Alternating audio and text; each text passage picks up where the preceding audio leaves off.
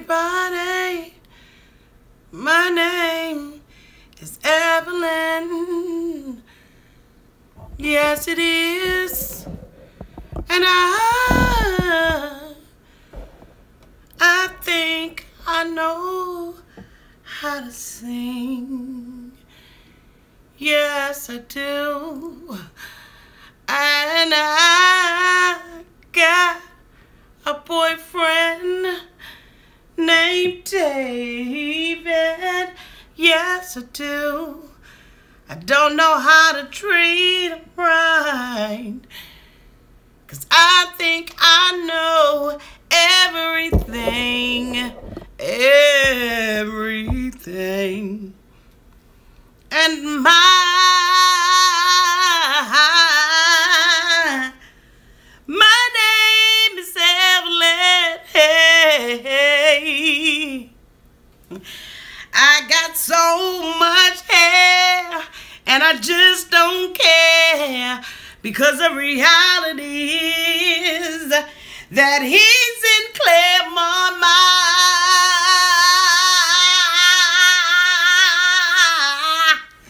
My name is Evelyn, baby. And I got a fun fact. No, I got two. No, bitch, I got three fun facts for thee. My name is Evelyn.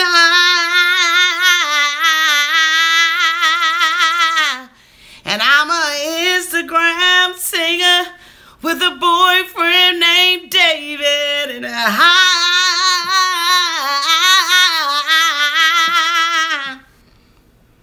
I'm an asshole straight from Claremont. Oh, yeah.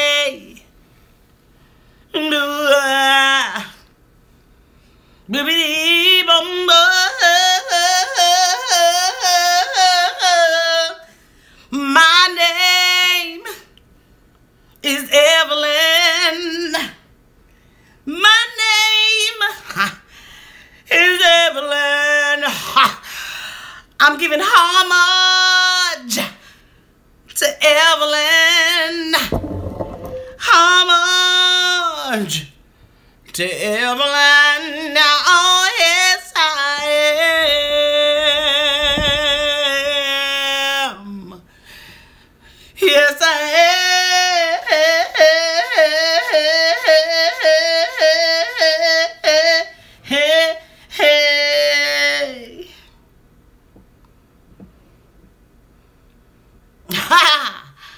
Hi, everybody.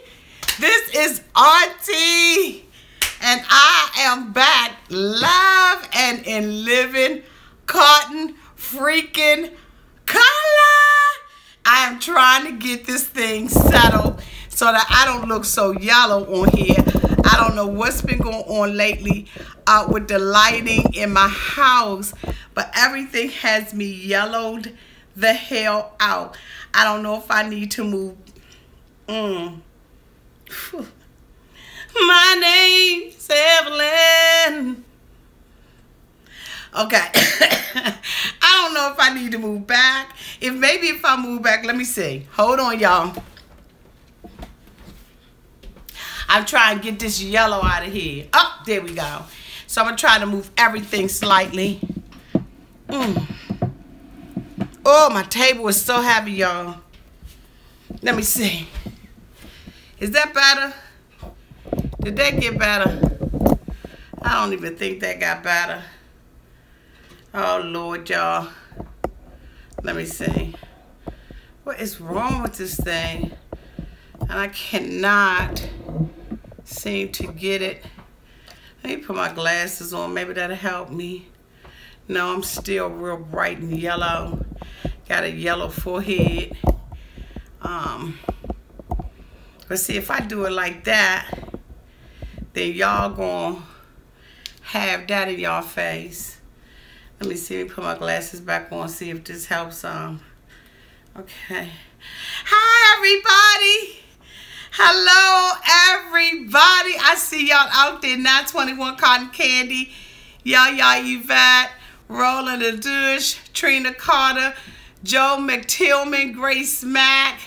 I see all y'all PYT, Jackie 1111, My Chocolate Thunder, Jesse Gomez, Cynthia Drake, Cynthia Zena 4, Vanessa, Grace Mack, Debbie Vogue, Katie Coco, Nerdy J, Miss X. Oh my God, Diva Latte, Joy Strickland, it's I Am, Jill Market. I see all y'all. Hey, Marty Fox, Chloe C, Kiana Morena, yes, Vanessa Morena. Y'all must be Ken. Joy Strickland. Hey, Awanda, I miss you. Hey, Becca K. Yes, Cheryl Reese. I love y'all. Fun Stuff Only. Eva Lou, Moonsaw. Hey, y'all. Oh my goodness, if I missed your name, I'm so sorry. This is Auntie. And if this is your first time being here, please like, comment, and subscribe to my channel. And to all my new subscribers, thank you all so much for joining the family. And to all my nieces and nephews who have been with Auntie, I so appreciate you all. I appreciate your love, your support, your emails, your cards, your everything. I just so appreciate you all. I have not been really answering emails because I have absolutely been drained. It's just been enough to take antibiotics and try to go to work the days that I tried to go to work. But I want you all to know that I so appreciated every thought, every prayer, every word down in the comments section, wishing that your auntie was feeling so much better. Thank you so much for the beautiful flowers. I don't have my glasses on, but I can see that sitting at the bottom of the screen. Thank you all so much for everything. I wanted to come out here tonight and just have a blast with you all. So what I did was got me all nasty wig. You know what I'm saying? All nasty ass wig. You know what I'm saying? Nasty ass Evelyn Little House on the Prairie ass wig. So that I could pay homage to Evelyn. Evelyn, this video is dedicated to you, boo. For all the things that you think you are, but you not. For all the time that you was rude to David, you's a nasty ass heifer. So if Auntie be coughing, trust and believe me, I ain't going nowhere. I am out here for the long haul tonight. You all know that every time we start our live chat nightcaps, we start with a drink, God dang it. And tonight ain't gonna be no different. I want to say a special thank you to one of my viewers who brought me this wonderful, wonderful Christmas glass. I love it. It has a little Christmas mistletoe down at the bottom. And it's all in gold and red. And the glass has, you know, the little hollies and mistletoes on it. You said that you wanted to be anonymous. And you know what? You blessed my life so much. I thank you so much for my glass. Tonight we are going to just go ahead on and cheer all these crazy mofos out here on 90 Day Fiancé who make our lives absolutely worth living. If y'all see a troll out there, block that bitch, okay? So thank you so much, Miss Anonymous, for the wonderful card and for the beautiful glass. We're going to go ahead on and say cheers to all these crazy mofos. Cheers to Evelyn for acting a complete ass. Cheers to Molly, who seems like she has finally got it together. Cheers to David and Annie, who have made it over to the United States with nothing but a damn suitcase. Cheers to Josh for making Aika wear a ring that another bitch wore, okay? And cheers to our girl Nicole, who for the first time in her goddamn life did a squat. Clank, clank, clank, clank, clank, clank, clank, clank, clank, clank, clank.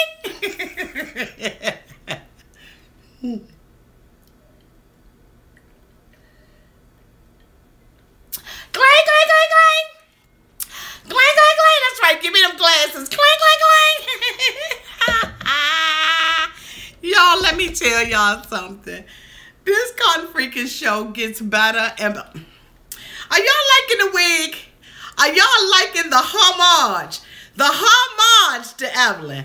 I started to cut a bang into it, but I said, hell, Oh, thank you, Sophia Bell. She said, you looking stunning, Auntie. I wanted to display homage to my girl, Evelyn.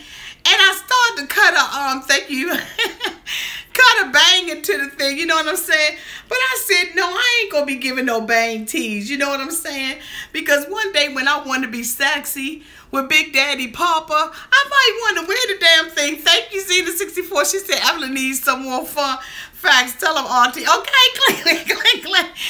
I said, you know what? When I be with Big Daddy Papa, I may just want to go ahead. Thank you, PYT. Thank you, everybody.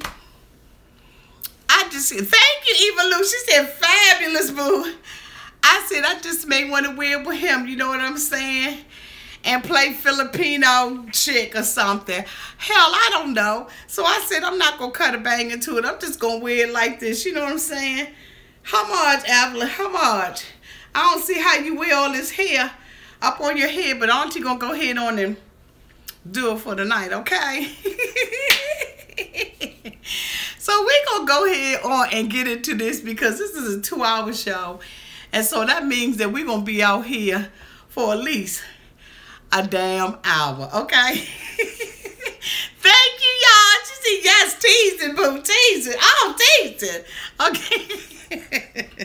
I'm having fun with y'all already. I missed y'all so much. Being sick, it ain't nothing fun about being sick, okay? It came up on me so cotton freaking fast till it was unbelievable. But come on, let's go ahead on and get into this.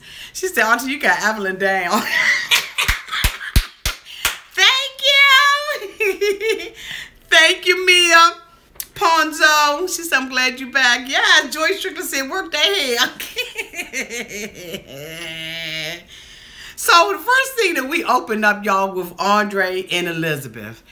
She is at the airport and she is waiting for her beau to come. Her big barbarian bastard of a man, okay? I guess I shouldn't have called him a bastard. Forgive me for that. He may got a father. I shouldn't have said that. But anyway.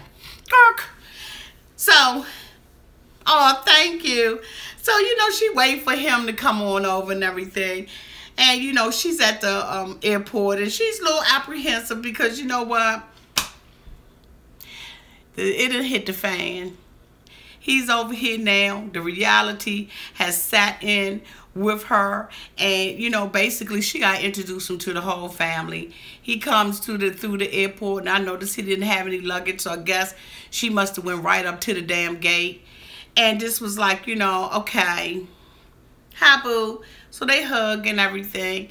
And, you know, everything is right with the world. And so they get to the apartment. He's walking around the apartment. It's nice and spacious and all of that kind of stuff. She's paying for it with her daddy's money and all of that kind of good stuff. So, you know, they basically, he's like, oh, got a shower curtain. Thank you, Josephine Familia. She said, Auntie, you look divalicious. Those mofos are so insecure. Love you, Auntie. Love you too, boo. Thank you so much. Oh my goodness, thank you. So, you know, she gets him back to the apartment and everything, and she can't wait to jump his bones. She says that she knows that the family doesn't support her, but she wants their support. So, I mean, which one is it, boo? Do you want their support or you don't want their support? At the end of the day, this girl is not self-sufficient. She calls herself a rebel. She's flippity-floppy. Everything she says is a contradiction. One thing contradicting another one. And so it's like, you know, he's here now. And she's got to face the realities that she's going to be with her family.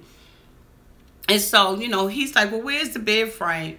And she's like, you know, it's outside. He said, well, let's go ahead on and just, you know, do it right here. Let's do it right here. Do it right here. Sweet loving in the morning. Sweet loving in the summertime. Okay. We just getting good love. We're doing right here. Let's do it right here. Okay. Mad as well. So, you know, they closed the door and everything because she just wanted, you know, she pulling the shirt up and everything. What an embarrassment. So, anyway, Evelyn's getting out of control. What's going on with Evelyn? So, so we're going to go past them. All right. Next person we see is Marley and Lewis. And Kinsley, baby Kinsley. She said that she has been observing her boy Lewis, and she realizes that, you know what, he is not ready for fatherhood. She has some concerns about some things that he done popped off his lip and said to her daughter. You know what I'm saying? Telling her that she's going to F somebody and her body is her body and all of that kind of stuff. So, you know, Marley, you know, at this point is concerned. She has every right to be concerned, because I would have been concerned too. I would have been so concerned that he would have been back at the DR. But anyway, she gives him a chance. But she says, you know what? At this point, he has to have visitized supervision with my children. Lewis says, you know what? Marley mad at me because I ain't been doing the right thing. So before she deport me and put me back on the airplane, I'm going to go head on and play by the rules. I know Olivia don't like me, and I know Kinsley don't like me, but I'm going to go ahead and play by the rules anyway. So they pull up at the park, you know what I'm saying, and Kinsley in the back. I've been here before. I've been here before. Yes, I have. I've been here before. So, you know, she's getting out of the car and everything, and he calls himself overexerting himself and goes over there and get Kinsley. And Kinsley said, put me down. Put me down, pick me up. Kinsley is a little sassy little mama, I'm trying to tell you. That's one sassy little mama. There is nothing you're going to be able to do or say to Kinsley that Kinsley ain't going to tell and have a comeback on your tail about it, okay? So they walk over to the thing, and Marley's like, you know what, I'm going to go ahead on and make a couple of phone calls, do what I do with the woo-woo and the boo-boo-boo. But at the same time, she's basically watching him. So they go over there, you know what I'm saying? She's in the little American Child. He puts her on the swing. You know, she got a little attitude with him. She really ain't feeling him, but she needed him to get up on the swing. You know what I'm saying? She a little user, too. She's like, put me up on the swing. Put me up on the swing, bitch. So he was like, all right, come on. You know, I'll put you up there. So he put her up there and everything. She locked herself in. Push me. Push me. He said, push you how? So he's standing on the side and he pushing her. No, push me in. Get in the back. Push me in the back. He was like, you know, what you mean push me in the back? She said, get in the back. In this country, that's how you do it. So you don't know how to do it, right? Because you ain't from my country. Push me in the back. He like, all right, well, you know what? So he still don't move because, you know what? He's acting just as defiant as the child. Lewis has got to the point where he's been so abused by Olivia's mouth and by Kinsley's mouth that he done stooped down now to her level. So instead of him going to the back and pushing her like she said push her, he going to be defiant and stand right there on the side and push her how the hell he want to push her. Kinsley said, you not from my country. That's why you don't know how to push me right. You know what, since you don't know how to push me right and you acting like that, put me down, please. He was like, you want to get down? She said, yeah, I said, please, put me down. I said, put her down. So, you know, at the same time, Marley watching everything, you know what I'm saying? She's watching, she's, you know, now she's being a mother lion like she should have been from day one. Day one, if she had put him in a hotel and gradually put him into those gradually intertwined their lives together, she wouldn't be going through all the bull she's going through right now. Now she got backpedaled up on some things because her children have absolutely been raised in a household where they have been allowed to say what they want to say, which I think is admirable in some ways. If you don't curtail it and you don't kind of rein it in, then you get the child like Olivia who come out her trick bag and say what the hell she want to say at inappropriate times and say inappropriate things. But anyway, I digress. So, you know, basically, you know, she comes down the slide and everything. And, you know, he's like, you won't go again? She said, no, I want to. I'm going to go over here. So, you know, she goes over to the other little thing. And Marley, knowing that her little legs is not long, said, you're going to have to really watch her on there. And he was like, she all right, she grown. She grown and she know what she doing. She large and in charge. So he was like, no. So, you know, Kinsley goes up a little bit more. You know, her little legs slip, you know what I'm saying, because she couldn't judge the distance real good. And Marley was like, see, I told you. I told you you had to watch her. She's too little. And he was like, she ain't died, nothing like that. She did. She almost had a damn near-death experience up on that monkey bars. So, you know, she was like, I could have broke my arm, my leg, my hip, my ankle and everything, and been up in the hospital. And then what would you gonna do? You ain't got no money. You over here living off my mother and everything. That's why me and my sister don't like you, and my daddy gonna come get you. At that point, Molly said, you know what? You play over there. Go ahead, Kinsley. Play on that side so I can see you. Louis, you come over here. Look, this ain't working out with you and my kids. You knew when you came over here that you weren't coming over here just for me. My daughters are a package deal. You know what, Molly? Evidently, you ain't lay that down. You know what I'm saying? You did not lay it down.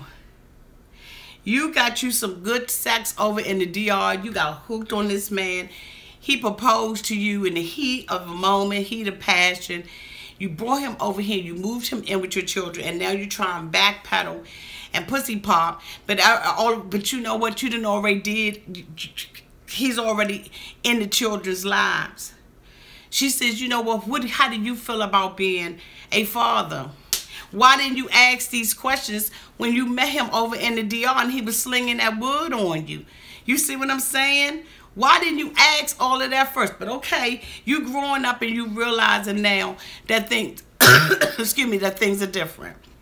Okay, so he's like, look, I'm going to try. Everything's moving too fast. I'm going to try and I'm going to do what I got to do. But at the end of the day, really, for real, I ain't going to promise you nothing. Because your daughters are smart out the mouth. And I basically, you know what, I hate being here. I love you, but I really don't love this package that's coming along with you.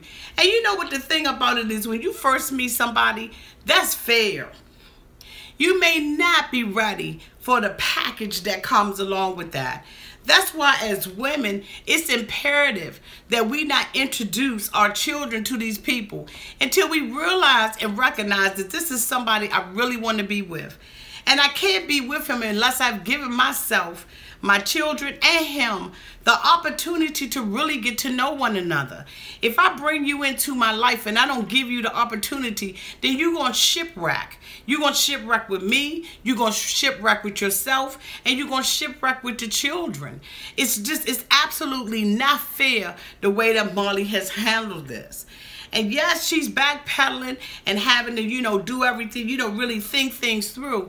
But at the same time, Louis is stuck. He's stuck over here from the DR. Now, let's say he is over here solely for the green card.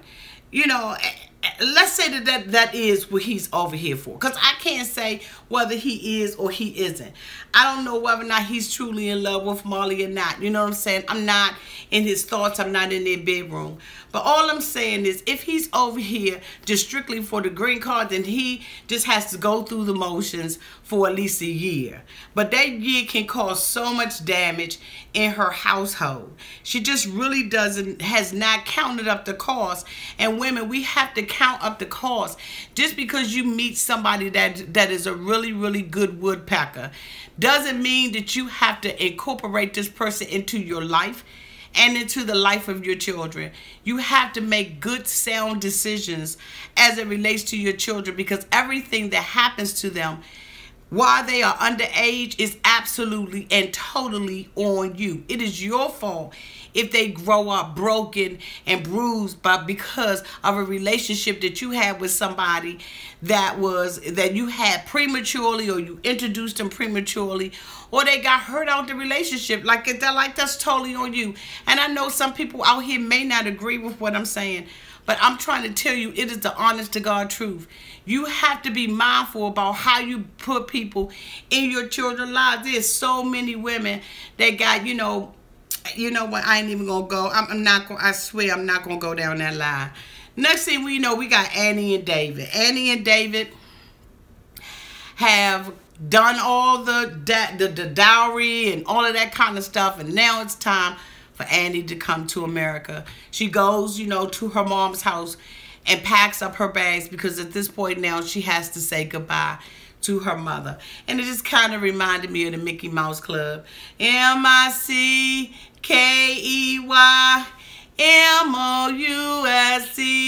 Mickey Mouse. I don't know why, it It just made Auntie think that way. So anyway, you know, she's over there. She's with her mom. Her mom is concerned and everything because she's going to America. She's concerned that she's going to have a rough time, that the American citizens are not going to accept her. I think, you know, that's valid. That, you know, that's a valid fear that somebody, excuse me, that you may not be accepted somewhere you go over to to another country. She's basically telling her mother, it's very expensive, Mom, I don't want you to come. We're going to have a wedding and all of that kind of stuff. And the mother gets sad and she gets sad. She's the only daughter. And, you know, she's going to America. But the mother's like, hey, you got an opportunity to take care of not only yourself, but to take care of me and your family. And so, you know, this is a wonderful opportunity for her. But at the same time, I understand her being torn and being broken, especially when she's with somebody like David. There's so many unknowns because Annie has come to the realization that this man don't have a pot to piss in and in a window to throw it out of. The dad is outside, you know, putting some bullets on him and telling him that this is going to keep him safe. But I'm saying, Dad, if you're going to give me the bullets, give me the gun too. Because I shouldn't have to be trying to find that.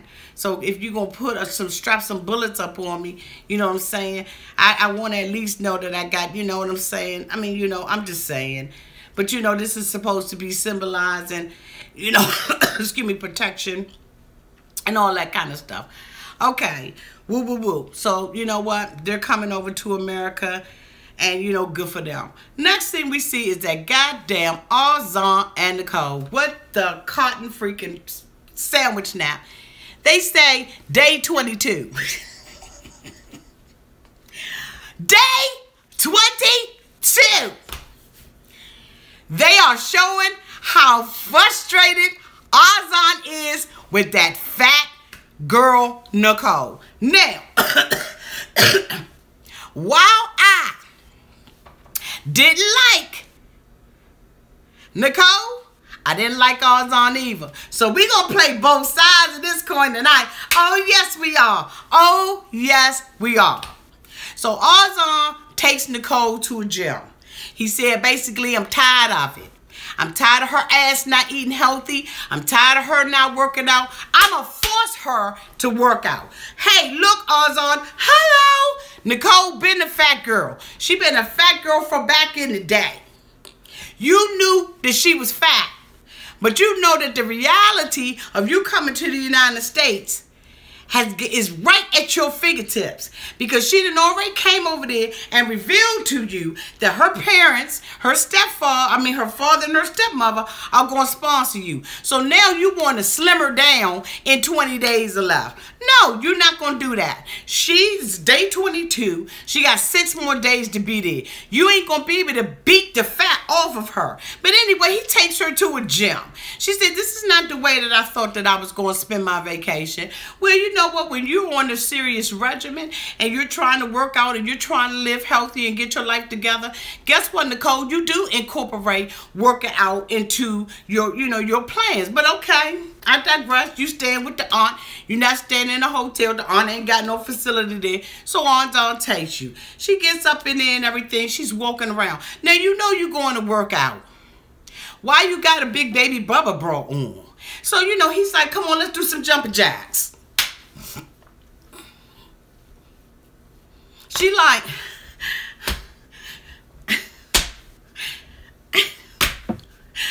and 1, and 2, and 3, and oh. He said, God dad, come on, please do these jumping jacks. 2, and 6, and 7, and 8. Then he put her on the treadmill. Now she on the treadmill. She walking. You must don't know how hard this is. He said, come on, lazy. You just lazy as hell. Come on. Come on. He said, you just lazy. She's like, I'm trying. Next thing you know, he got to do a leg curls. He got to do a leg pushes. Then he got to do a shoulder presses.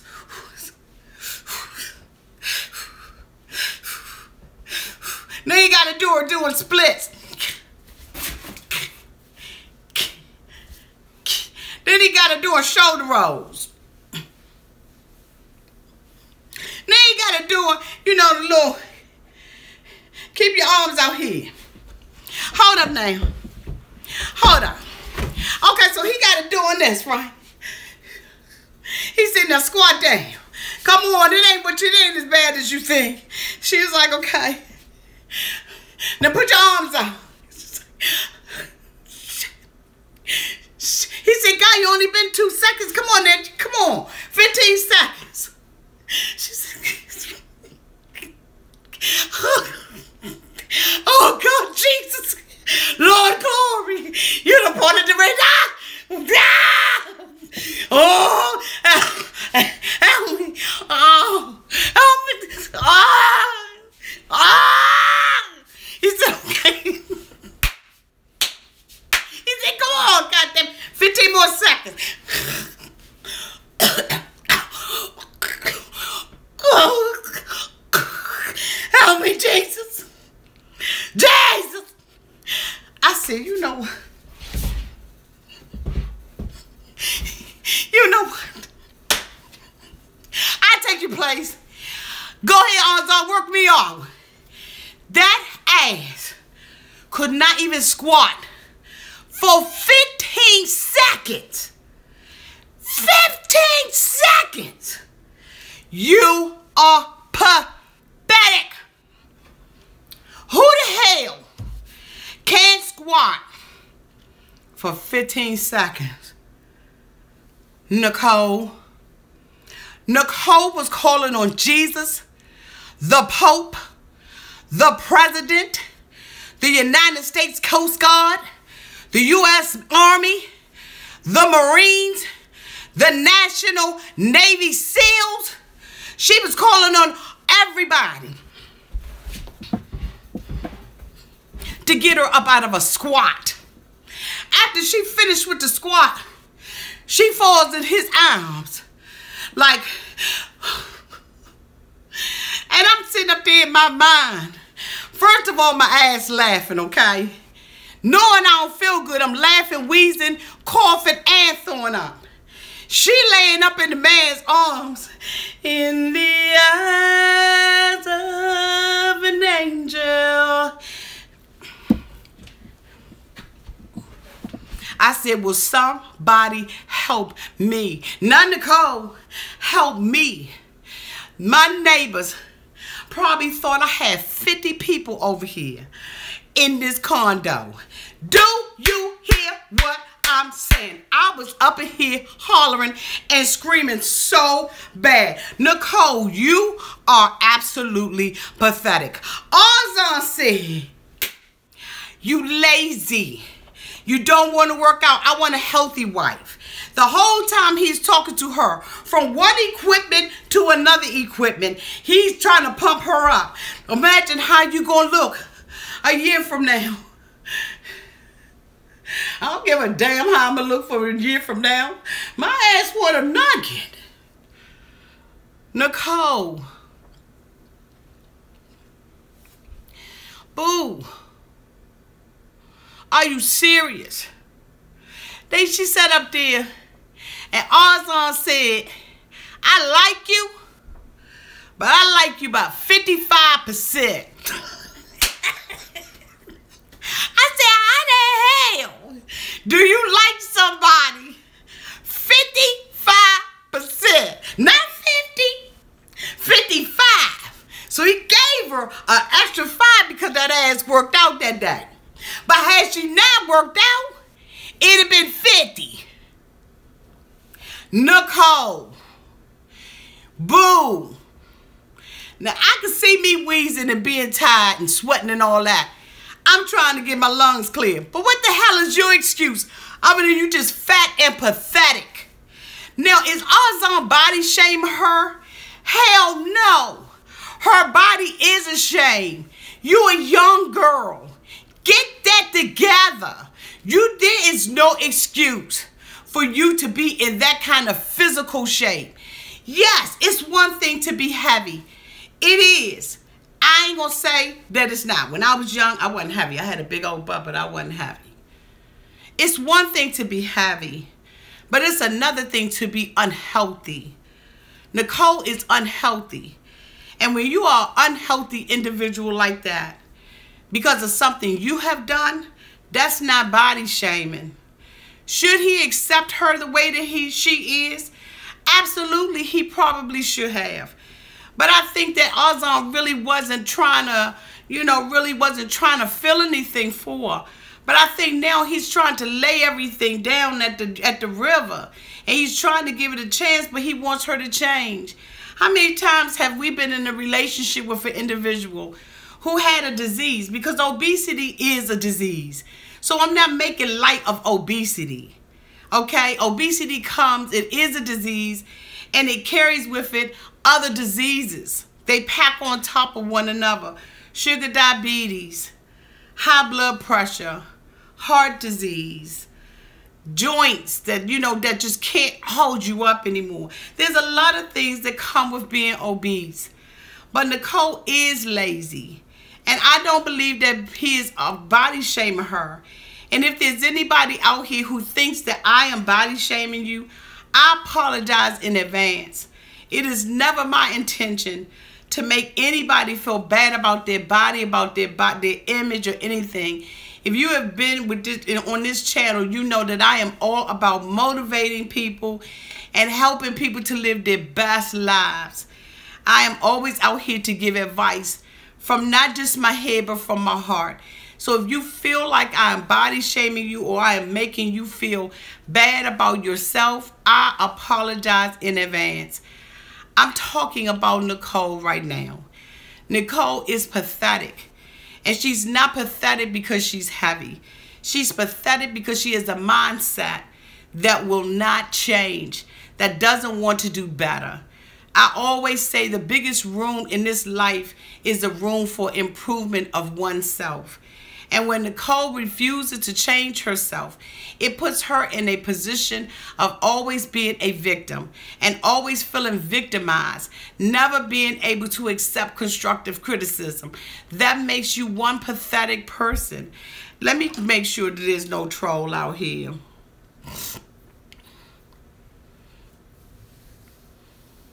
Okay, no trolls. Okay. So I'm not trying to body shame anybody, but she's pathetic. Here she's sitting beside a man who's in top shape. He said that he used to work at a hotel. When he comes to America, he wants to be somebody who, does fitness and maybe personal training. He wants to work in a gym facility. Why wouldn't you take something from your boyfriend, something from your fiancé that could help you? I wish I could meet a personal trainer and date him. I would be in tip-top shape because you know what? Not only would I be motivated by just spending time with him, I would be motivated by the changes that I would start seeing in my body. If you got somebody who halfway care anything about you and they want to get you out there and help you change your life for the better, help you live a healthier and happier life, why wouldn't you do it? This girl wants him to accept her the way that she is. And unfortunately for Azan, he doesn't want to accept her the way that she is. He met her that way, but he wants her to improve. Now, Azan, does he got any room to talk? Not in that area. But in other areas, she needs to be trying to help him. That's what a woman does. That's why the Bible says when a man findeth a wife, he findeth a good thing and obtain favor. But Azan's not going to be able to obtain any favor from Nicole because Nicole is the type of person who just doesn't want to do better. She wants to live in that same mundane mindset. She wants to just get up in the morning with baby May, not even sleeping that night. What the hell is going on with that? But anyway, we're not there yet. But I'm just saying that is one pathetic girl. When you can't do a squat for 15 seconds and you sitting up at the gym, what a damn embarrassment. I would have been so embarrassed by her fat ass sitting up there crying because you got to do that. You're on the treadmill, your cheeks all pink like you got rosacea. Come on, Nicole, get that together. Your fat ass is too young. You too young to be in that type of physical condition. Get yourself together.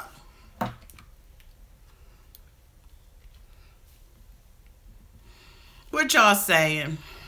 Nicole is lazy to do anything. Nicole reminds me of Danielle. Jessie, she eats your cake and everybody else's. She's a mess. It's time to clink. Okay? Clink, clink, clink, clink.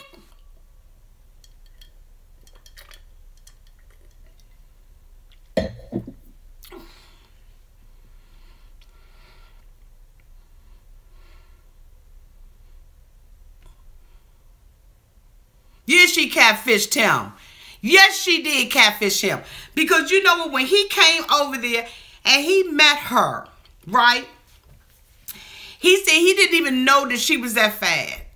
There are people that can edit your pictures to make your pictures look younger. I know how to do makeup to make my makeup look younger.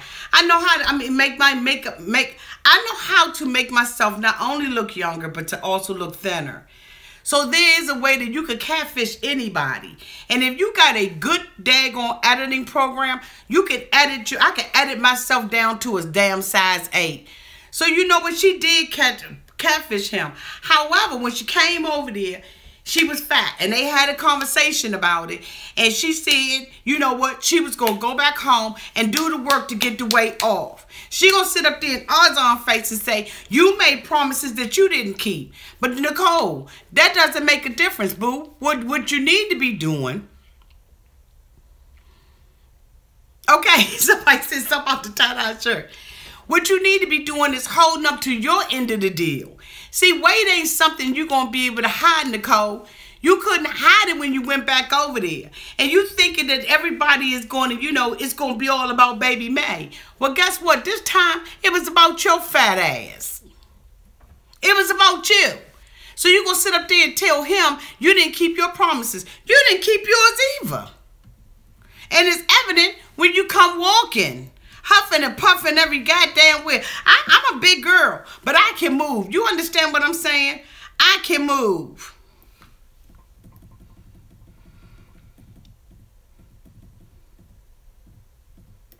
She asked Azan, you still gonna love me? You still love me, right?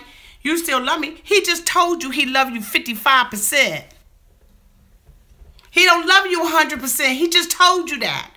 And look, Nicole, this is the thing. When a person show you who they are, believe them. Azan, when Nicole show you who she is, believe her. Both of y'all playing with each other. Okay? Cling, cling, cling. On that.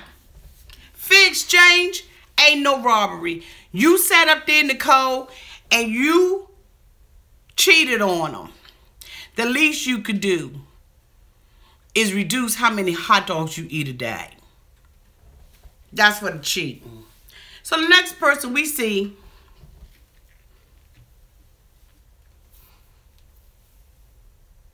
is Evelyn and David. They are coming up on the rough side of the mountain. They are looking for an apartment. She goes to some old dilapidated ass house and tells David that this man or this woman is going to meet us at the apartment. You ain't even old enough to get the stuff right. The woman called, she had to call the woman, and David had to tell her to do that. The woman tells her the key is in the mailbox. She woke up in this raggedy, dilapidated old 1967 house, 67 looked house or whatever it is. And then she gonna talk about some, oh, I love it. You know goddamn well you don't love no house that look like that. They need to come up there and renovate that whole cotton freaking house. The stove sitting up there with the cotton freaking eyes, electric eyes on it, looking like they crooked and sideways, like if you put a pot on there, you'd burn a whole damn house up. They got this little old cabinetry and 2 outlets sitting on the side of. I didn't even see a cotton freaking refrigerator up in that blickety. And they got the nerve to tell you they want $1,200 for that piece of crap. And you're going to sit up there and because you want to be so right, Evelyn, you're going to sit up there and talk about it's vintage. Yeah, vintage like this, vintage like this hair, vintage like your clothes. Then you got the nerve to get up out the car with your little hush puppy ass boots on with your ass worn out in the back. The daggone jeans wasn't whitewashed nowhere but on the butt of your pants two little, like you sitting up on the damn sidewalk, just shimmying your ass like this so it doesn't worn off on both your little ass cheeks, your little raggedy. Oh my God. I'm trying to tell you, if y'all was in my house, I would be up in here cussing like a sailor out at sea for 30 days and 30 nights. I want to say every cuss word they got in the cotton freaking dictionary, but I'm trying to keep it clean up in this goddamn chat nightcap for people that's coming behind me and being like, Auntie, slow down. Clank, clank, clank.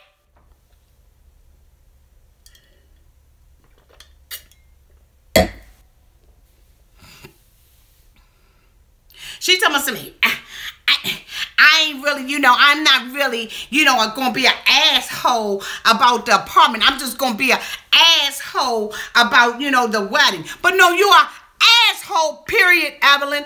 You sat up there and talk about this is practical. Ain't nothing practical about that damn place. Soon as you turn on the cotton freaking faucet, I know the pipes are so old up in that Billy.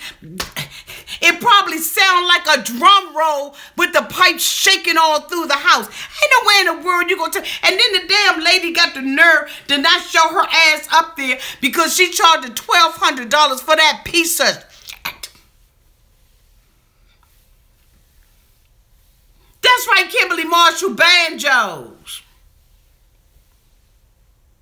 They turn on the water, they probably like, boom, boom, boom, boom. And then you're going to sit up there and have a problem with him. He don't want to be in Claremont. Fun fact, Evelyn, he doesn't want to be in Claremont. But you fighting it with everything you got. Because that's all you have. You are an 18-year-old child. You are selfish. You don't appreciate nothing. You controlling. You trying to be dominating and all of that. But wait till you get that rod up in you, boo. Your whole life going to change. David going to be running and regulating everything that you do in your life. You wait till you get it, boo. See, you acting like that now because you ain't never had none. And he going to be your first two. Soon as you get that rod up in you, boo, trust and believe me. I don't care if he want to go and live in a rat hole, you going with him. You talking all that stuff now, boo. Well, that's right, my chocolate thunder when he popped that churn. Excuse me for being a little vulgar out here. But that's your problem. You need to get you some. You understand what I'm saying? You need to get you some on the side. You need to get you some in the back. You need to get you some. You just need to go ahead on and get you some. And then, okay, I bet you that bang be straight. I bet you let that bangs grow out. How about that? Anywhere he say he want to go, that's where you gonna go, hoe. Because he gonna make you his hoe. He said he playing it light. He said, I tell you what, we ain't staying up in here. We said we weren't going over $900. Basically, what we're going to do is I'm going to break it all the way down. We're going all the way down to $7. Because when I got out of the car, this little shady-ass neighborhood, I didn't like it no way. So what we're going to do is we're going to find us somewhere practical, and that's where we're going to stay at. That's where we're going to make our abode. She says, I can't wait to live with him. I can't wait for you to live with him either. I want to see what kind of songs you sing on your banjo then. You and Mike. Mike with his fake-ass fake producer sitting up in this house looking like somebody's grandfather with his Billy Go Guff looking self. And he's sitting up there with his bald head talking about we need to have a relationship with each other. Bitch, you need to have a relationship online. I can send you exactly what I'm singing. Put some beats to it and send it back to me. I'll listen to it and tell you whether or not I like it or not. But that ain't enough for you to stay up in Claremont. Then you gonna tell me something, he need to face the fact that he's here. Yeah, the fact of the matter, he is here. But I'm trying to tell you one thing, boo. He ain't gonna be there for long. And let's see what kind of song your ass singing then.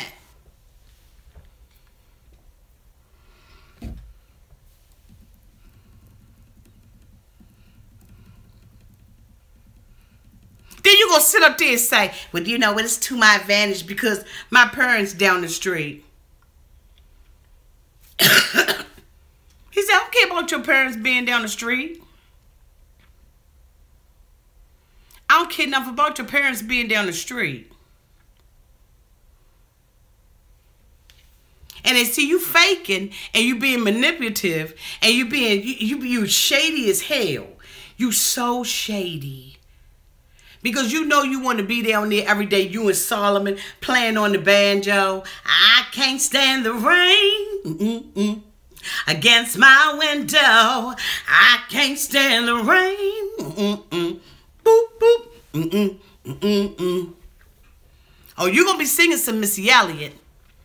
Soon as you get that stuff, yeah, you're going to be singing some Missy Elliott up on that banjo. I'll be looking for you on Instagram.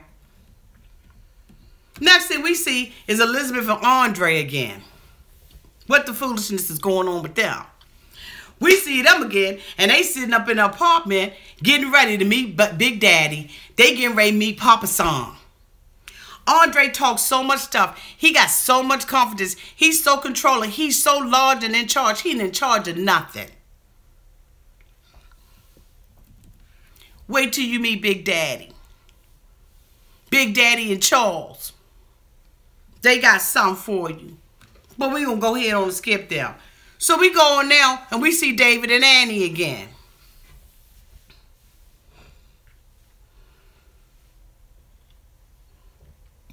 They in America. Congratulations. Chris picks them up from the airport. Because what doesn't Chris do for them? He housing them, feeding them, clothing them, driving them around. He doing everything for them. What doesn't Chris do? He got the little daughter with him. They going over to the house, okay? They get to the house.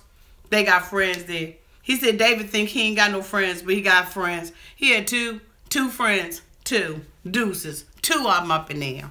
That's it. Nikki and her shady brother. Brother was sitting up in there like this. Hey, what's up? She done already gave the brother the scoop, or at least as much of the scoop as she could. And you know how when you tell a queen something, they be ready to read for filth.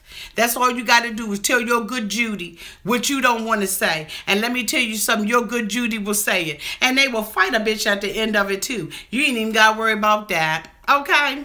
So he's standing up in there like, hey, how you doing? Oh, congratulations. Hey, so what? You getting ready to have kids by him? Oh, okay. Y'all getting ready to get married? Oh, okay. Well, how old is your kids? Oh, really? Oh, okay. What? So where you from? Oh, okay. You got any money in your bag? Oh, okay. I see you only came up in here with one suitcase. Oh, okay. She said questions, questions, questions, questions, questions, questions, questions. Questions, questions, questions, questions, questions, questions, questions. He said, yeah, oh, how old are your kids? 28 and 27. What? What the hell?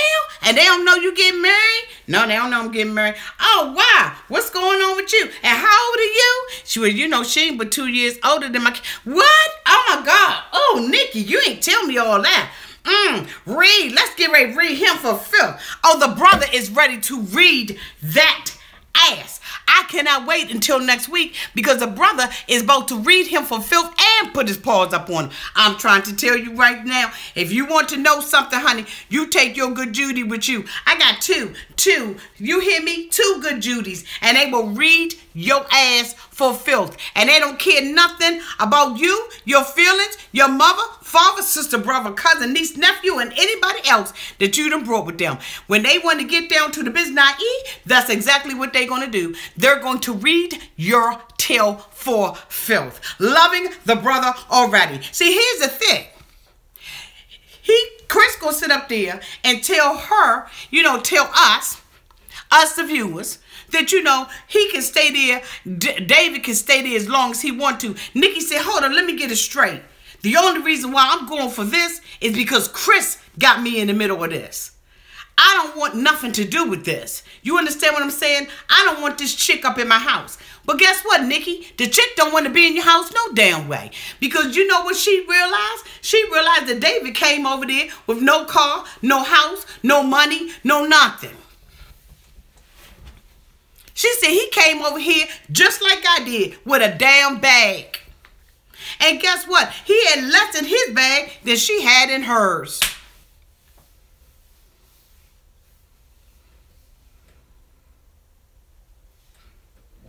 Clink, clink, clink, Joy Strickland. Yes, it is something off with Chris and David. Who said that? Jillian Brunelli? You daggone scrippy. Wait a minute. Clink, clink, clink. Yes, Josephine Familia, Annie is in danger. And she knows it. She knows it. She knows that she's in danger. They asking her all these questions. And what's up with these freaking USA cakes? If I go to another country, don't give me a cake with your slogan, your national flag on it, the national bird, and a national food. I don't want that. Don't give me that if I go over to another country. Just treat me like I'm a regular person. Everybody gonna know when my fat ass come over there that I'm a foreigner. Come on. You don't have to treat me like that. Don't do me like that. Don't do me dirty. I feel like you're doing me dirty. I feel sorry for Annie too. Chris and David, let me read some of y'all comments. I'm glad she knows she will be in danger. Somebody, Jackie got Annie with a T on there. What the hell can David do for a living? What the hell does David do? He'll nothing. If Annie was my daughter, I wouldn't let her go with that loser, especially if she was crying like that. That was Lee Valentine. Beck from the future said, and that David has no friends. Chris invited all these people who hardly know him. Okay. Chris is after Annie. I think so. You looking fly, auntie. Thank you, Jenny from the blog. Mooch off of Chris. Yes, PY29. What you saying, Sophia? Sophia Bella said, Auntie David might need his protection belt from next week's episode.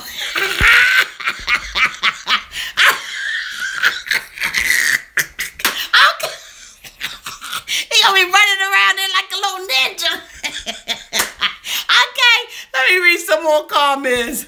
Joyce Strickland said, now that she's in America, she don't anyone but David and his friends. Okay, she don't know anyone but David and his friends. Jesse Gomez said, David is the most pathetic in 90-day history. He makes Paul look like he has it together. Okay, at least Paul went over there with his own supplies. You understand what I'm saying? These people are crazy. And then you know what the thing about it, he's talking about he didn't tell his children because they gonna be mad. They gonna be mad anyway it go around. You might as well be straight up honest from the giddy up with your dumb tail self. He's so sorry and sad looking. Looking like he's 50 days pregnant.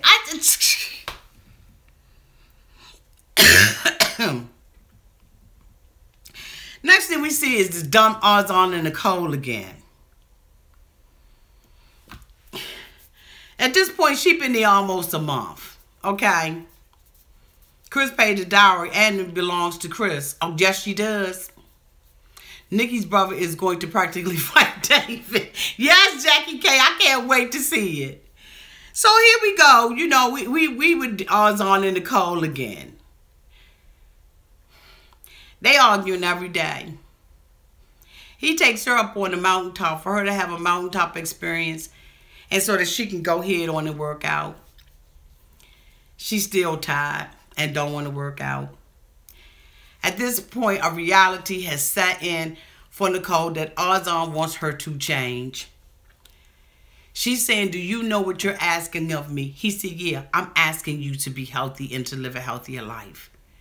He gets to the house and it's 2:30 and she's still asleep. Something is wrong with her if she is still asleep at 2:30. But the thing that she uses for an excuse for being asleep is baby May, who she says is up all night eating and pissing and pooping. Okay, yeah, she gonna pee and poop if you feed her during the middle of the night. What the hell is wrong with Nicole? Nicole, make sure that the baby eat. Make sure that the baby's last meal is at 6 o'clock. Give the baby a little light snack before the baby go to bed. Make sure you don't give the baby any water after a certain amount of hours. You want the baby to sleep during the night. First of all, baby May is too old. She needs to be potty trained. Why isn't she potty trained? I don't understand it. Somebody has got to help me down in the comments and tell me why baby May is, number one, sucking a pacifier in private, okay? Like she is a closet smoker or somebody. She's sitting up there sucking a pacifier. Then the baby is eating all during the night, dictating to Nicole what time she sleep and what time she don't. And the damn baby is not potty trained. Somebody said she stays on the iPad all day. Diva Latte said pacifier on the DL. Okay, he said, but Nicole probably ain't potty trained either. What is wrong? My Chocolate Thunder said she is 3 still wearing Pampers. Yes, I don't understand what is really going on with Nicole. And I don't want to say Nicole is slow because Nicole isn't slow. She is lazy. She is lazy and unlearned, and she has been allowed to live her life like this all her life. Her parents have absolutely crippled her. And I don't know what kind of guilt trip they are. Oh, thank you so much, D. Marie Henry, $10 for this $10 super chat. She said, this is for a message you dropped about Nicole. Thank you. Thank you, boo. Let me tell you something. Nicole really is lazy. She really is lazy. You know, she asks Azan, you know, whether or not her losing weight is going to be a deal breaker or not. It would be a deal breaker for me. And like I said, it ain't because of the weight. It's because of her mentality. It just really would just break it for me. And then, you know what? It's just so hard on Azan to even try to be a father to baby May.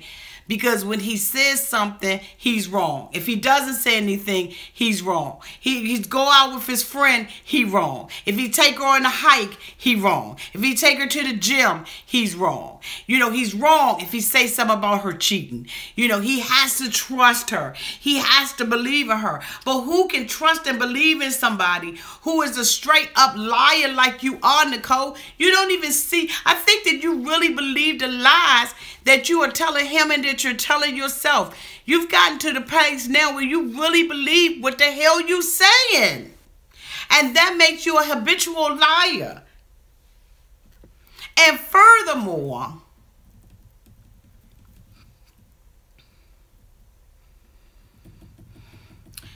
y'all, we ain't even got halfway through this and we at an hour. Molly and her daughter Olivia are at the nail shop. They having a heart-to-heart talk about Lewis. At the end of the day, Olivia gets an aha moment from the nail tech. The nail tech, like, you know your mother, she get her, you know, you go to college and your mother need to have a man. Olivia just feels like I'm by myself. All by myself. I don't want to be all by myself anymore. All by myself. I just look at her and my heart goes out to her because she was absolutely right. Mom, none of my other friends are having to deal with what I'm having to deal with. They don't have somebody coming and living in their house and they're from another country and they've taken their mother away. And I have to admit that when you are dating people, you do find yourself wrapped up, caught up, tied up, tangled up in this person. And you do temporarily lose sight of those things that are important to you. And that is what is happening. But I like the fact that Molly realizes that she's got to dig in with her daughter. And she has to reassure her that you are the most important thing to me. Because you're the best thing yet to ever come into my life. You understand what I'm saying? She needs to hear that. You're the best thing yet to ever come into my life. I would have just loved to hear my mother say that to me, okay? I got one question. Who watched May when Azan and Nicole went to the gym? The aunt that been watching it the whole other times?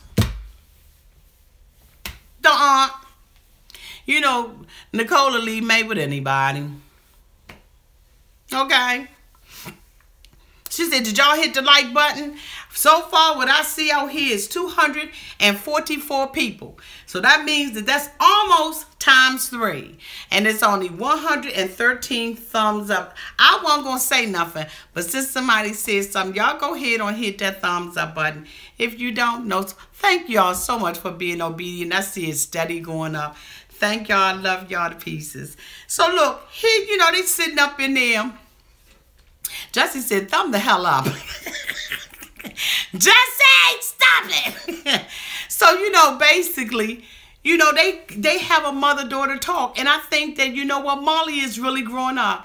She's really realizing that she made some mistakes with her. Long to the short of it, they end up going, you know, to the place. Olivia, she says, you know, everything is about him. You said, I want to cook plantain. I want to cook this. I want to cook that for him because he's my man, basically. And, you know, Olivia is like, it's all well and good, but it's just too much of it. And you know, when you in love, all you do is talk about that person. Sun up, sun down, to your friends, your family, your co-workers, anybody that listen. When you in love, that's the focus. Your attention is totally focused on that person. And that is absolutely what has happened in this case. And Molly missed it. But you know what, Molly? It takes a real woman to step up to the plate and say I was wrong. It takes a real woman, Molly, to step up to the plate and say I love you. You are my child and there's nobody else who's more important than you and Kinsley. Molly, let me tell you something, boo. I have been ragging on you for the last couple of weeks, but you made my heart so proud. And I'm telling you now, honey, you had me blowing my nose, not because this stuff is coming out of my system, but because I was crying. You absolutely and totally touched my heart. And I really appreciate the place that you are in right now. I really, really do, Molly. I so appreciate and respect the woman that you are becoming in this relationship. And you know what? Now I see that there is hope for you to go ahead on and have a relationship with Lewis, with your little boy toy. Just tell your father that I said I'm still waiting on my phone call. Tell him he can reach me at my P.O. box. He can email me at auntie2cents@gmail.com. That goddamn it. He can use my P.O. box, P.O. Box 2626, Hyattsville, Maryland, 20784-2324. I'm waiting on Big Papa Daddy, Big Daddy Papa, to get in contact with me. I'm just saying, you know, I've turned my life around, Big Daddy. But anyway, so long to the short of it, we're going to wrap that up with them. Long to the short of it, you know, Olivia comes around and says, you know what, Mom, I'm going to go ahead on and pick the food out for everything, you know, for the reception because I don't want plantains. And I'm going to go with you to pick your dress out.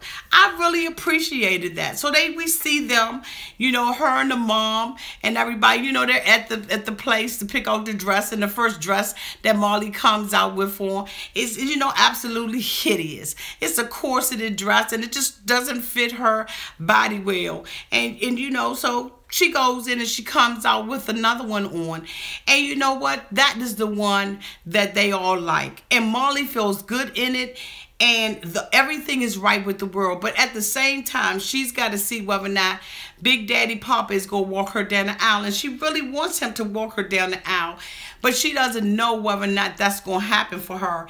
And the lady, seeing the sadness in all of their faces and the reality of the whole thing, says, you know what? Well, it doesn't have to be a dad. It can be a mom.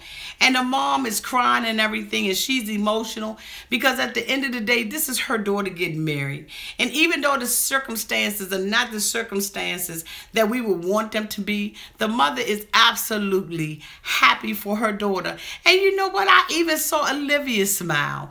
I saw Olivia embrace this. Now, that ain't to say that they're not going to have any problems, but as long as Molly stays on this particular path for her life and for the life of her children, I think everything's going to be well. However, at the end of the episode, we looked and we saw that Lewis ain't happy here.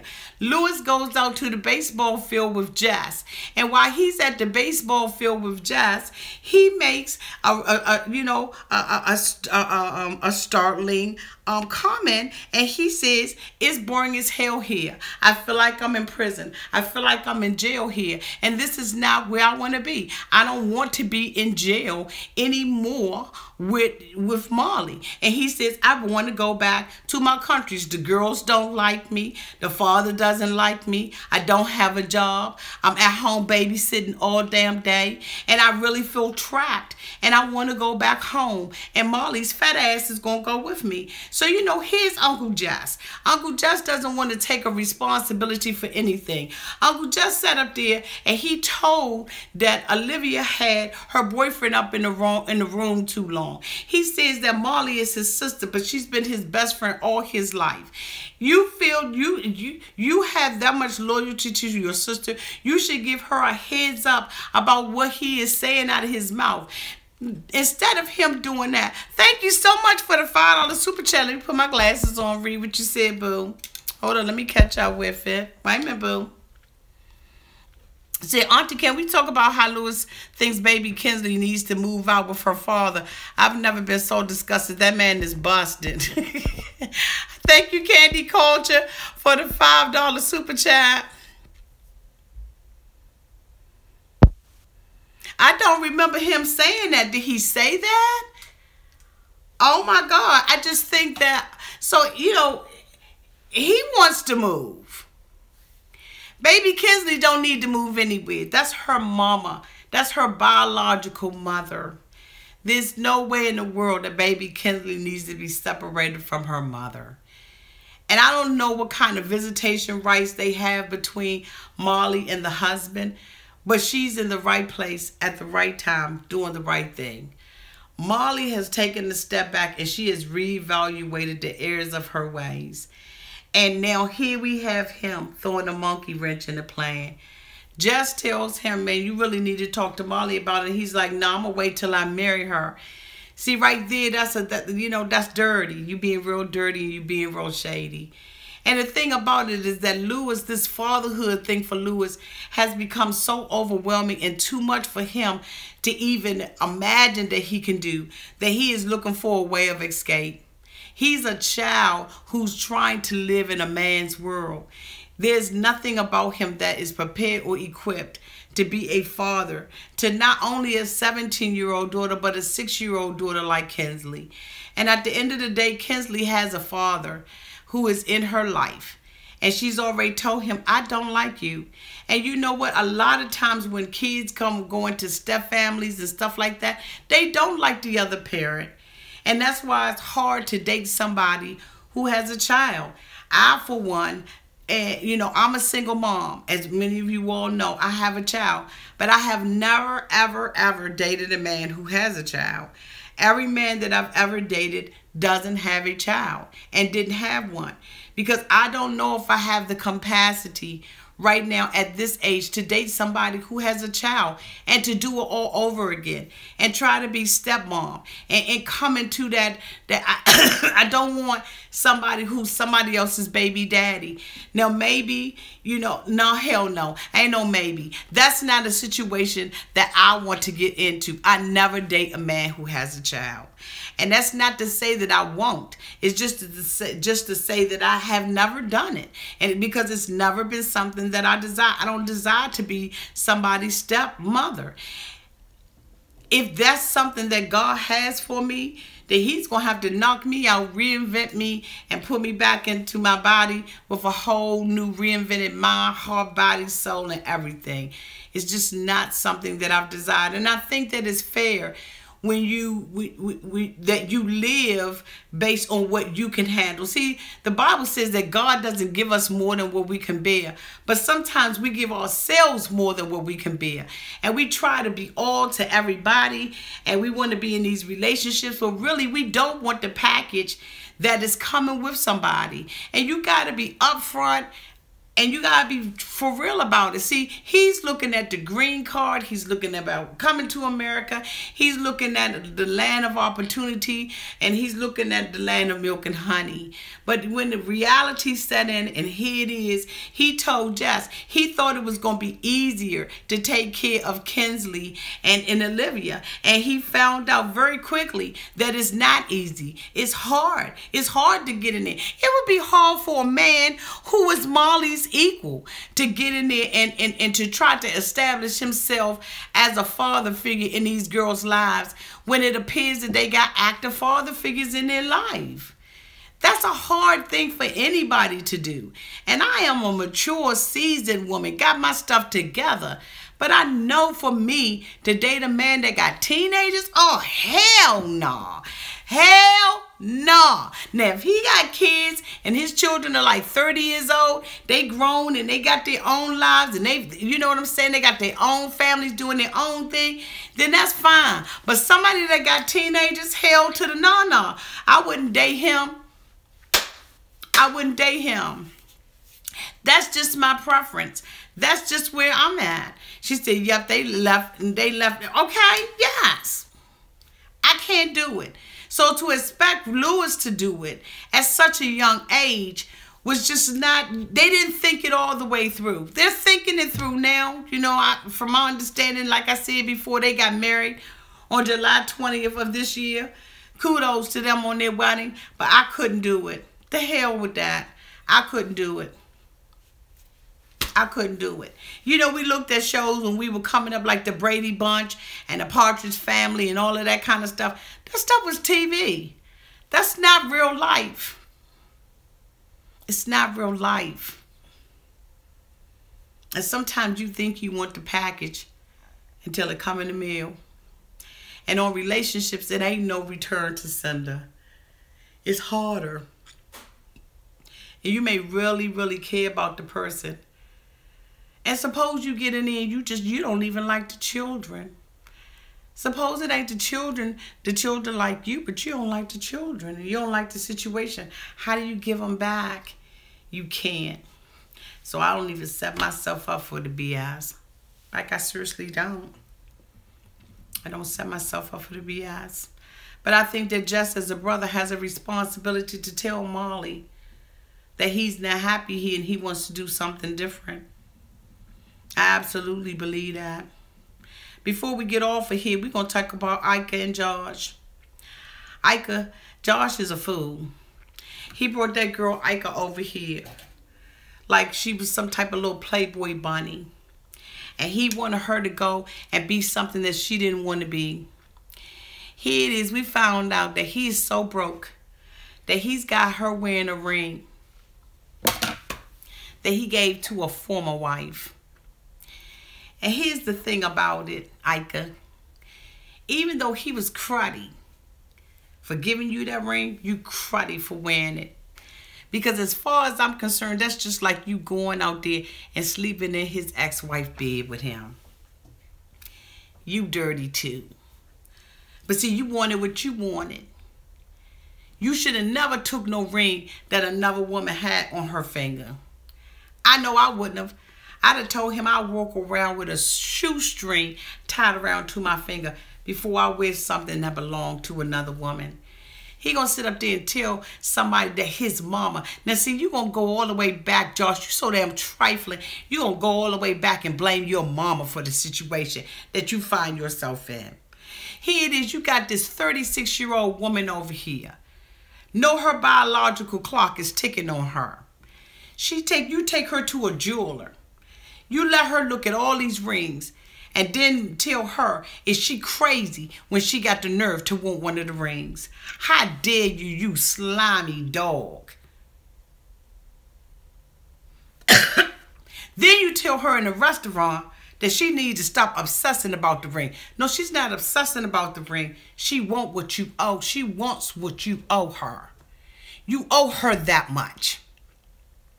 But oh, and by the way, you know this woman wanted children. You gonna sit there and say, I knew she wanted children. I just didn't know she was serious about it or that she wanted the children now. I've got to let her know that I may have a problem giving her some children. I ain't got a problem getting it up. I don't have a problem with putting it in. I don't have a problem with hitting the back door. I don't have a problem with going front door with it. But I got a problem with causing a seed, a sperm, to connect to an egg and make a baby.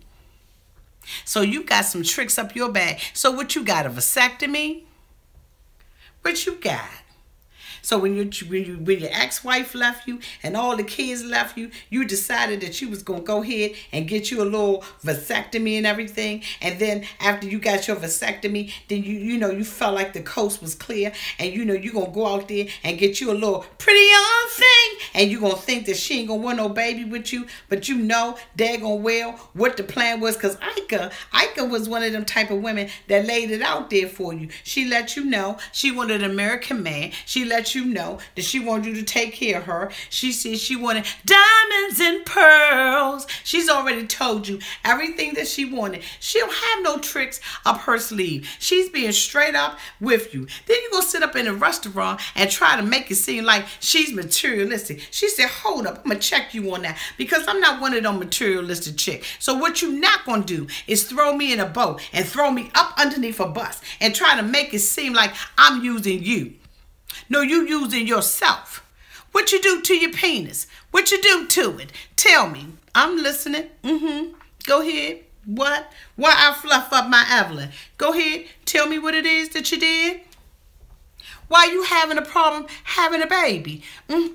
What? Tell your auntie. Because everybody needs a sweet old auntie, right? So welcome to Auntie's Advice. I be listening the whole time. Tell me what you did. You won't sit up there. You sorry. You sorry American. See, here's the thing. Y'all think that you're wild. She said, what? Wow, at the grocery store wearing clothes, a teenage girl, young in her 20 long with green high heels. Okay.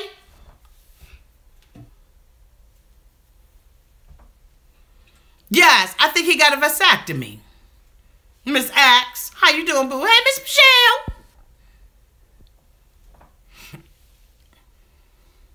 Love you too, Alyssa Rose. Yes, Amy Maz. He probably pick out every outfit she wear.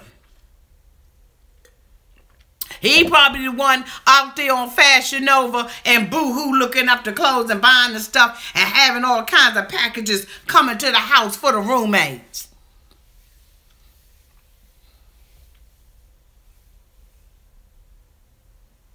Okay. Justin said he could have just asked the roommates for a condom. He's a creep. He's a loser. He is a loser. And then he has the nerve to have this little ugly, who is that? Hi, Regal. Hi, boo. I am feeling better, Susan Valentino. Oh, thank you, Candy Culture. The only one looking for a sugar daddy is Annie, but she ended up with a splendid...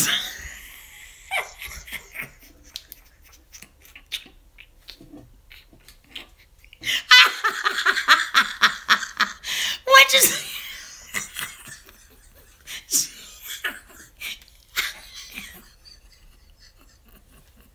She said ended up with a Splendor daddy. But he got a sugar substitute. I like that. That was worth the $5 super chat.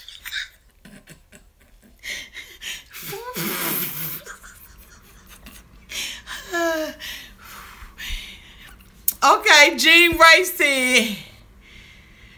said, y'all giving David too much credit. Hi, Rev. Me, Rev. Hi, boo. Let me tell you something. These mofos are crazy as hell. So we're going to close this up with our girl Elizabeth and Andrei sitting at the restaurant. Daddy comes up in there. Look like he just fresh came off the boat from fishing. Okay? Fresh off the boat from fishing. See, yeah, what's up? She's like, he's here. He's here, Daddy. He's here. Daddy, see you, okay? He here. What's up? You know, they give him a little pat. Sit down and everything. Father said, you know, what's up? So the brother was like, you from Moldova? He said, nah. Moldova. He said, all right, bitch. Moldova then. That's where you from? Yeah, that's where I'm from. Oh, okay. So you know they eyeing each other. Ooh, ooh, do do do do do do. So the father was like, look, I'ma shoot straight. You know, I just want to know from a father's perspective, how you plan on taking care of her?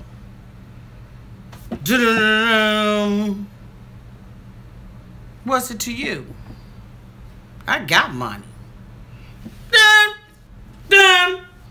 Damn. What you mean you got money? We got money. Oh, so you able to take care of yourself, huh? Well, let me tell you something about Elizabeth. Elizabeth ain't got a goddamn thing that I ain't give her. See, she worked for me.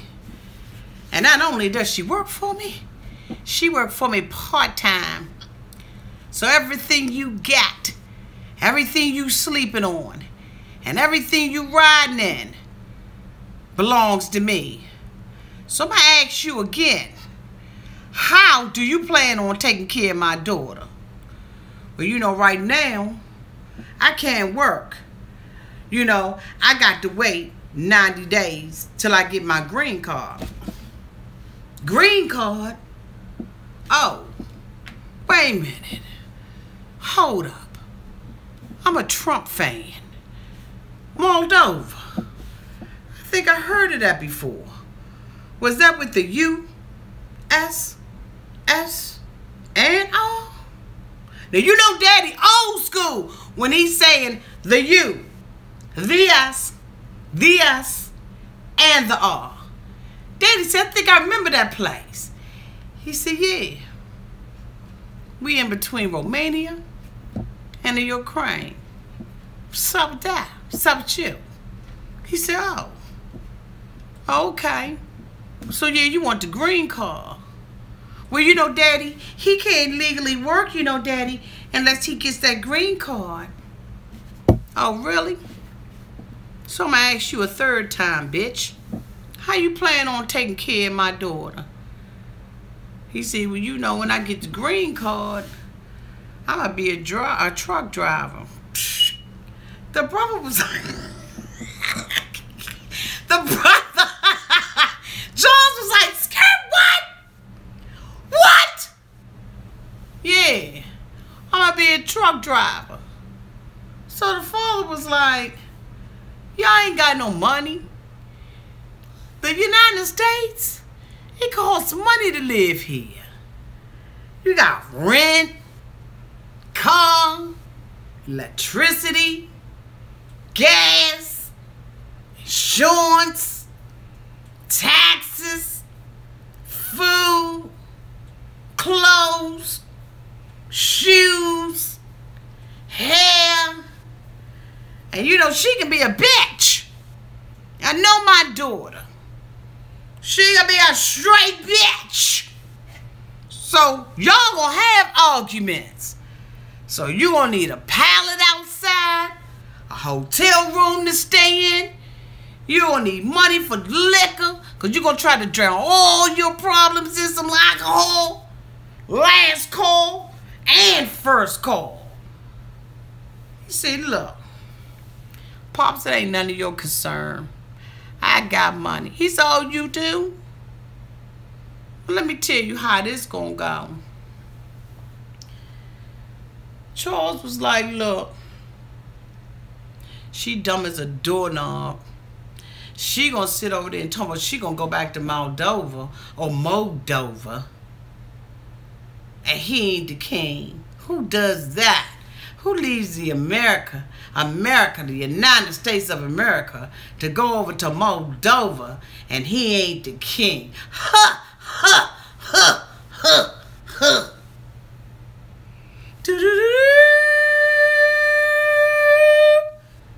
Well, let me tell you what I'm gonna do. Since you so big bag and ugly and you think you got it all together, y'all do that on your own. What? On your own. With your own money. See, I'm your daddy and I've been taking care of you. But you gonna sit up here in my face and disrespect me and disrespect the United States of America and sit up here and tell me how beautiful Moldova is and how it's a different part, you know, a different kind of lifestyle. You gonna sit up here and disrespect me with some man that's from the U.S.S. and the all? You on your own. Charles, get your stuff. Let's roll. Daddy basically brought it down to size.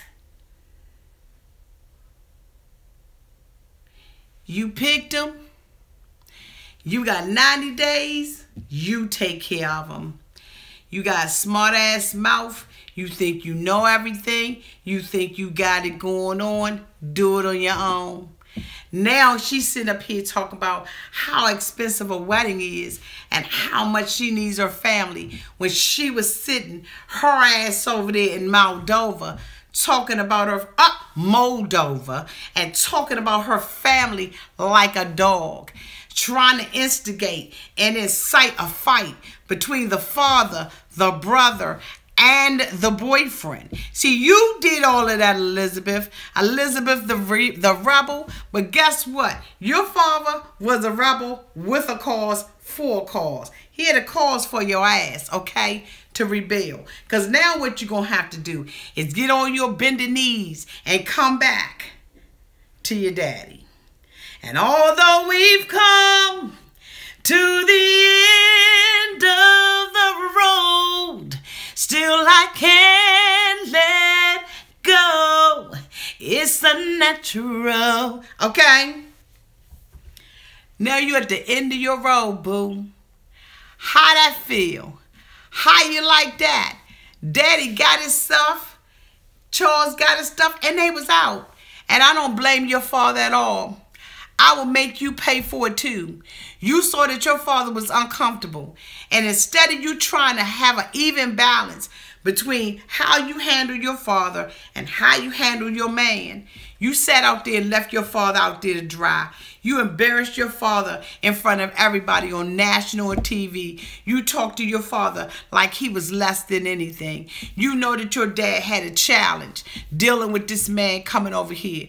You know he's one of them old people. You know he's from old school. You know he old school. So you know that he sees things in an old school type way. The minute your dad came out his mouth and said, USSR, you should have known, automatically known. This is more serious for my dad than it is for me. My dad doesn't have an understanding that the world has evolved. Now, that ain't to say that some people over there are ever going to be our friends. Some of those people over there, they're going to always be our enemy. But you know what you needed to make sure that your father and your brother knew?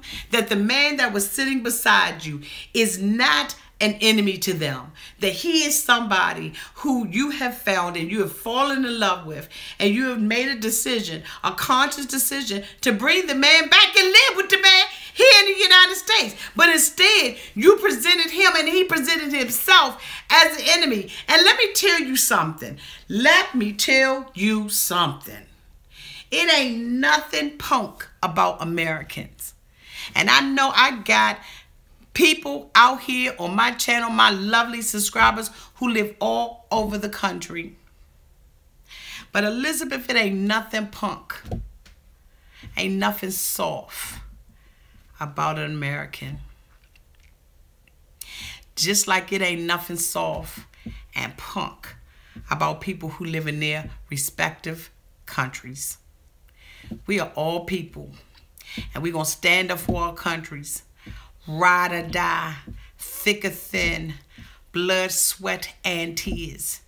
And your dad, just like Molly's dad, they are those old, staunch men who have been rooted and grounded in the good old USA. And ain't nothing punk about them. And if they got to rally the troops, they gonna rally the troops. Ain't nothing punk about your daddy. And even though you think you got this man over here who stands up there and tells you we going to make it, whether or not it be in the United States or Moldova, we going to do it together. You got this man, boo. You ain't intimidating your daddy. Because I'm going to tell you one thing, honey. My daddy was a straight up gangster cowboy type man. It wasn't nothing that he would not die and lay his life down for this country. He would die for this country. And there's a lot of people who will. Don't bring that man over here on false pretense and make him an enemy unnecessarily. That man is not an enemy. He doesn't understand our culture. It's your responsibility to make sure that he understands and respects the culture. But that ain't what you want to do. He gonna sit up there and say that for him fighting is primitive. But he's a bouncer. How that work? That means you get paid to fight. And you gonna say you civilized? Bitch, like we not civilized. See, it's stuff like that that he's saying that's offensive. And I'm hoping that I didn't offend anybody out here, because that is not my intent. I'm talking about these mofos on the show.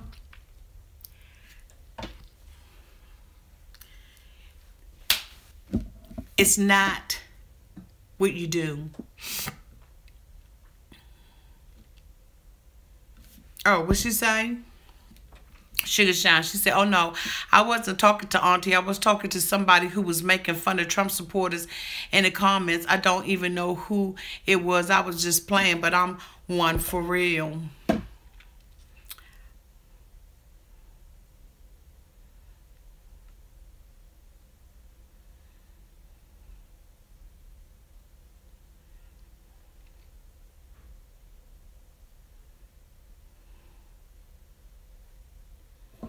I don't know what's going on. Okay. I'm hoping that everything is fine out there. Okay. Hey, Vash Posh. Hi, boo. So, you know what, y'all? We're going to go ahead on and get off of here. We're going to wrap this thing up. She said we're good. Okay, good.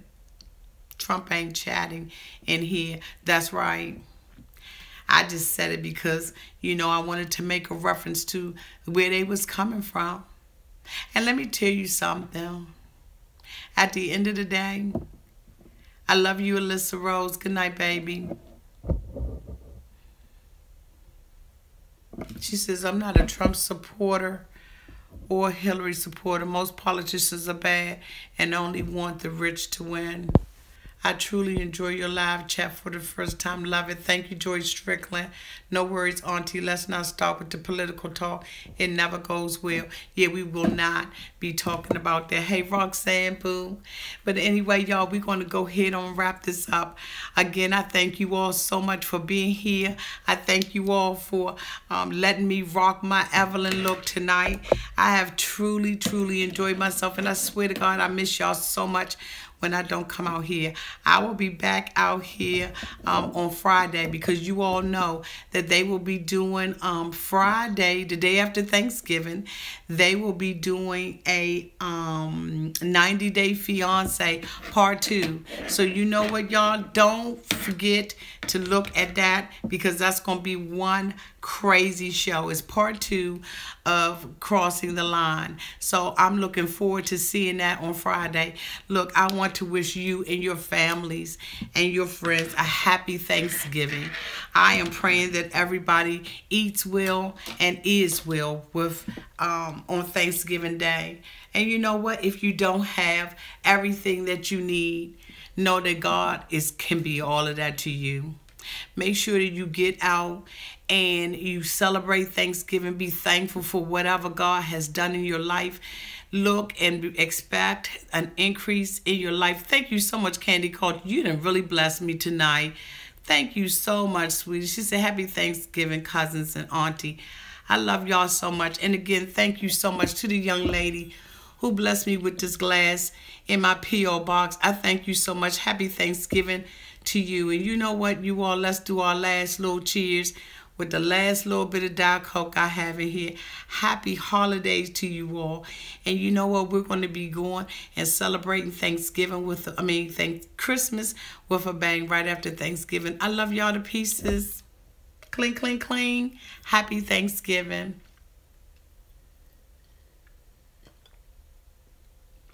Oh, that was good. Love you all. Bye.